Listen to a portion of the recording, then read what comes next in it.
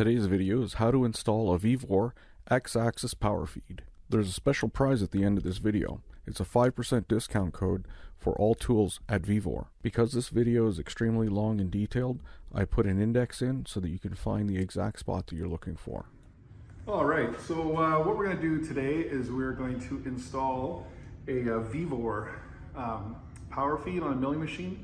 So I'm going to open the box and we're going to check out what they sent us.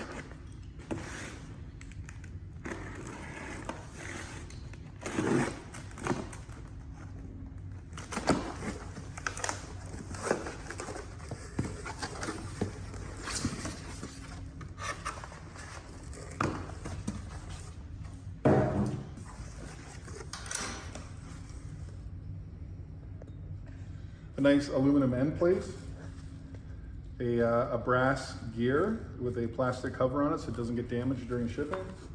That's nice. The spring stoppers for the limit switch, the travel limit switch.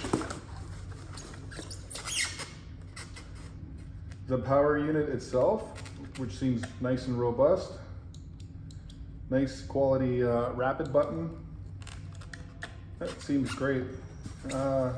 Nice cord, and with the built-in travel limits, a shim set so that I can make it fit my machine perfectly, a bushing so that I can bush up the size of the screw, the cross screw in our machine. It has a nice plastic cover for over the limit switches, which is great because it keeps the chips and the cutting oil and coolant and crap from bunging up these switches. This is a really nice addition.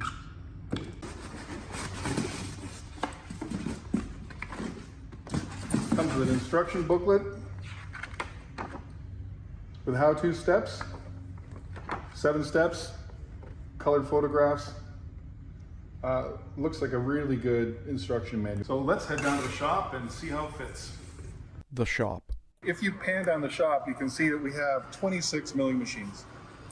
And this is an educational facility. And so the students are learning, so they don't have the mechanical feel that a seasoned machinist might have.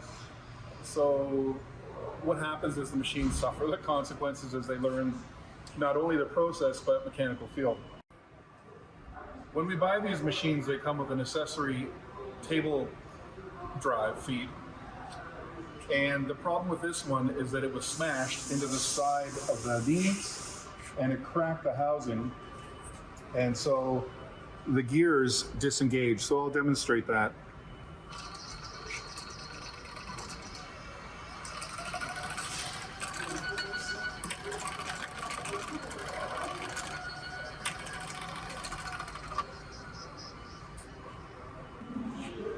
So the project for today is to replace that broken feed motor, but we're going to use the Vevor feed motor as a replacement. Try that out. Why did you go with Vevor instead of replacing with original equipment? Well, it's all about cost, actually. So the original equipment motor is over $900, and the Vevor motor is in the $200 ballpark. So it's incredibly different as far as cost. So I can fix these, but it requires a lot of time to fix them, and I just need to be available in the shop. So a replacement motor just makes more sense than rebuilding. Removing the broken power feed. First thing I'm going to do is I'm going to unplug the machine so that it's safe for me to work on. All my 110 voltage accessories come back to this multi-plug at the back.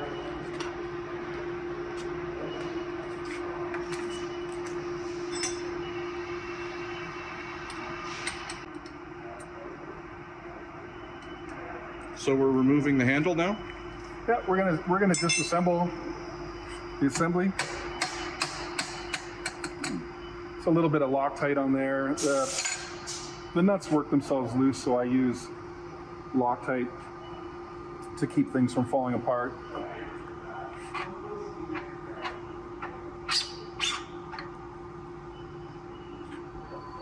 Okay, brass nut is actually in good condition. Removing the drive pin. or Yeah, it's a drive key. drive key. All right. So now the motor is held onto the plate with a couple of socket head cap screws, and then the plate is held on with 4 socket head cap screws. So I'm going to remove those.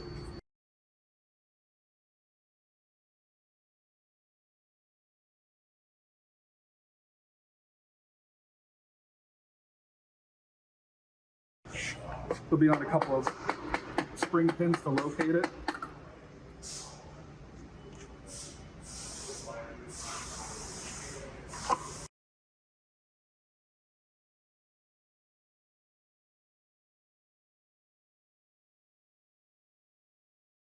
We have a bushing that mounts onto the journal on the end of the lead screw, and we have a spacer too. So I'm just going to keep those there, give me a baseline for the install of the new part. I'm going to take the limit switches off, and then we're done with the old unit. The reason this housing was cracked and broken is because somebody adjusted the dead stops and then ran the motor into the side of the mill knee. So This isn't common. this is what happens in a school, though, because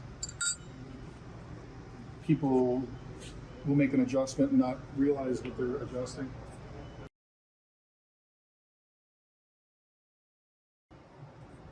So I've noticed in the front T-slot, there's supposed to be a spring-loaded plunger to activate the limit switch, and it's been broken actually. So the new kit comes with replacements. What I'm going to do is I'm going to mark the position of the originals, and then I'll make fine-tune adjustments after the fact. So what I do is I've got a little awl, and I'm just going to put a little scratch on the table of where I want to set up my new baseline.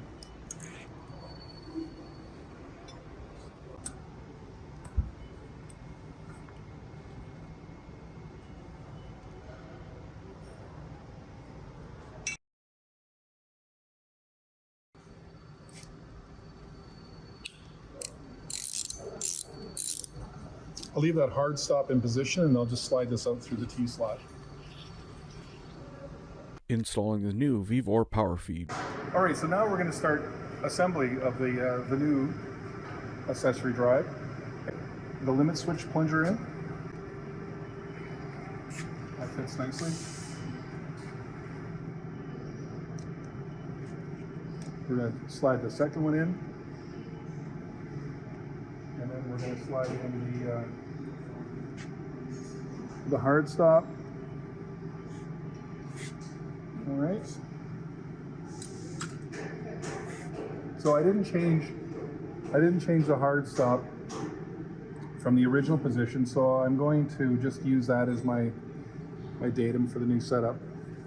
And then I scratched the position of the old one in the table, and I'm going to use that as my starting point for the setup of the new one.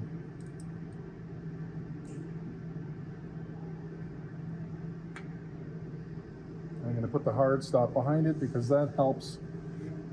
If they push it too far, push the travel of the table too far, the hard stop keeps the spring limit from pushing out of position and smashing the machine.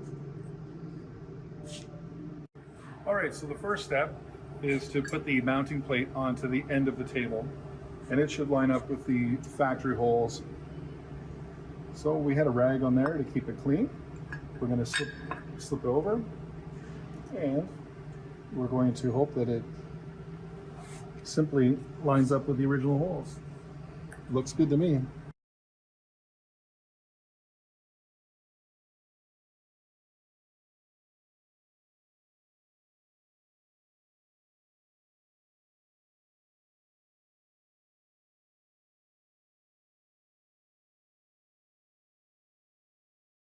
All right, so I left the sleeve on the shaft when we were taking the old one apart. So this is the sleeve from the old one, but I'm going to use the new one, okay? So I'm going to slip it onto the shaft, and what this does is this just adjusts the diameter of the shaft. So this is an inner race for the bearing of the motor. All right, so now I have the new motor.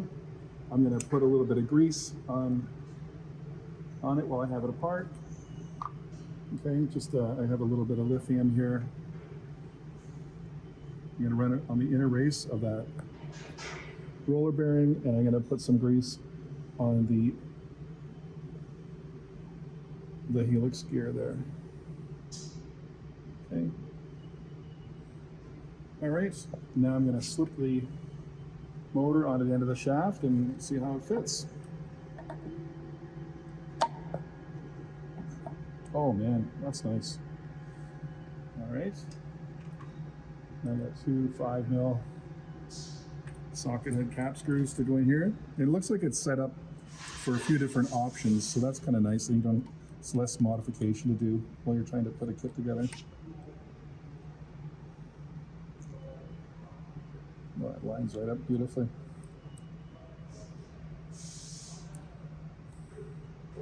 So far, I'm impressed. And we've done no modifications to this, nothing. No, this is straight out of the box. Straight out of the box. Haven't had to cut anything. Haven't had to modify anything. I haven't had to oversize any mounting holes or anything. It's just, it fits really nice and tight. There's not a lot of clearance in the mounting holes. It's beautiful, actually. Shimming the drive gear.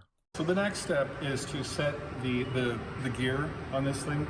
So what I'm going to do now is I'm just going to slip it onto the shaft, and I'm going to rotate it, and I'm going to feel basically, and what I'm feeling now is I'm feeling that the top of the gear is making contact with the top of the drive gear, very slightly.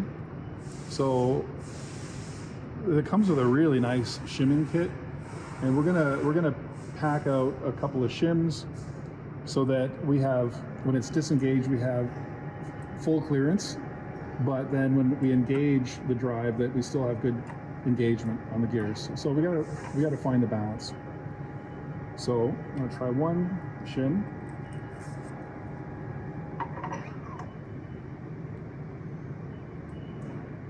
I can still feel the gears are just slightly making contact. So I'm going to try one more shim and see if that's enough to give us full clearance. All right, so now I've got full clearance. There's a non-contact, and let's see if it engages. Yeah, I get good engagement too. So when I engage a drive, so that's the series of shims that I'm going to use for this setup. And this will be different for everybody? Yeah, for everybody, because it depends on where the steps in the shaft are machined. So that's why they send the stack of shims, so that you can make this fit any milling machine. Okay, so the next step is now that we have this shimmed properly, I'm going to reinstall the key. Then I'm going to put the brass gear on. Okay, so now we have to put the indexing ring on. So the kit comes supplied with a shim, and what the shim does is it creates clearance between the machine surface of the motor and the back side of the indexing ring. Okay, so that's too much. Chips will fall down there and make a mess. So I'm going to remove the shim and try it without a shim and see how it fits. And that fits perfect without a shim. So the shim's unnecessary. All right. The kit comes with a plastic knurled nut for here, but I am going to use the original metal ring from the OEM. And hopefully that fits, and the thread fits really nice, actually.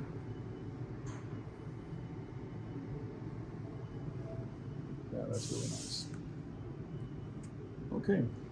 All right, next step is to install the handle. I'm going to put the handle on, and I'm going to check for clearance on the motor. All right, we have contact here. So what I'm going to do is I'm going to put a couple of keyed spacers in there. Now these did not come with the kit. They're from the original. So I'm going to put these on. And I'm going to see if this gives us enough clearance to do just enough clearance, which is good. Okay, a little bit of thread locker.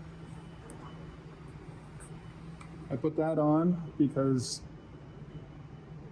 in a student lab, stuff will go missing and it doesn't get reported. So thread locker is my friend.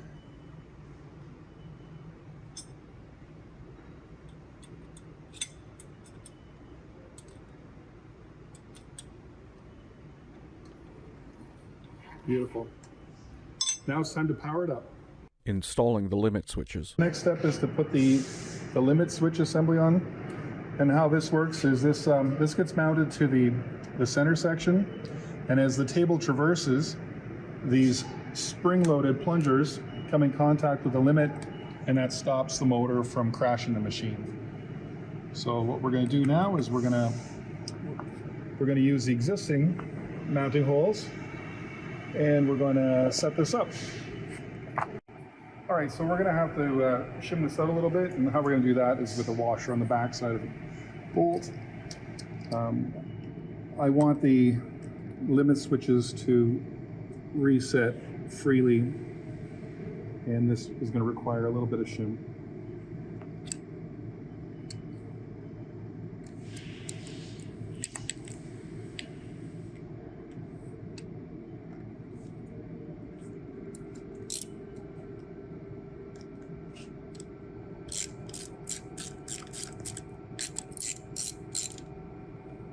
I'm going to put the dust cover on. This cover, it seems like a really good idea.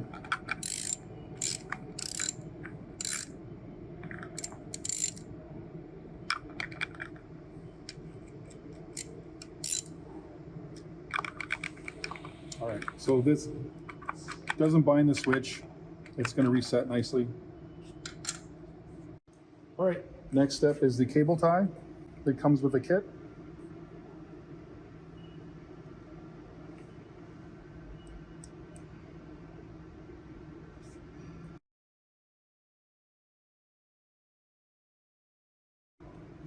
All right, so the wire's not going to get caught on anything, so that's nice. Next step is to plug in the power and zip tie our cables and make sure we have enough cable slack for full traverse. All right, so I'm going to throw a couple of zip ties on the cable so it doesn't come out of the plug. Keeps everything off the floor.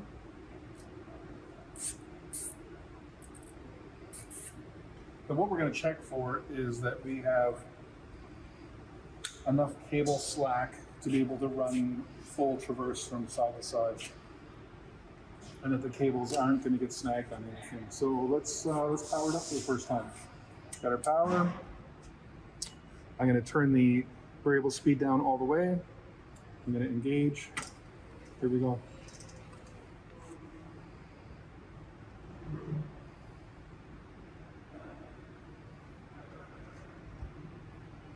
That's beautifully slow.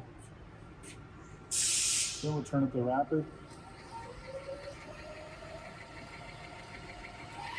This is the rapid button.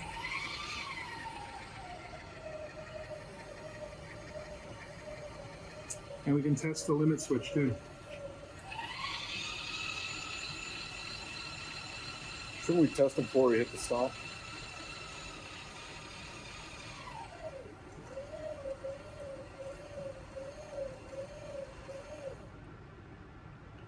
Perfect. We'll test the limit going in the other direction, and then we'll clean up our tools and we're done for this job.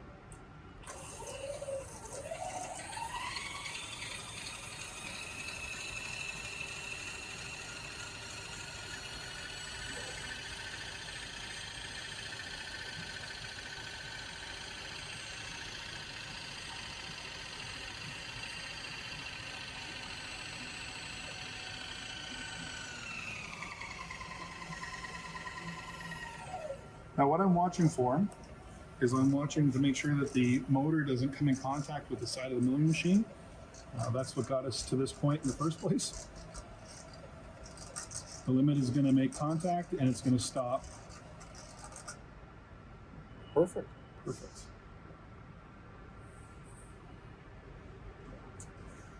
So my opinion on this product is that it's a great product, a great deal. The dollar value is excellent. We're going to put it into use and we're going to see how it stands up in a classroom environment, which is the ultimate testing environment.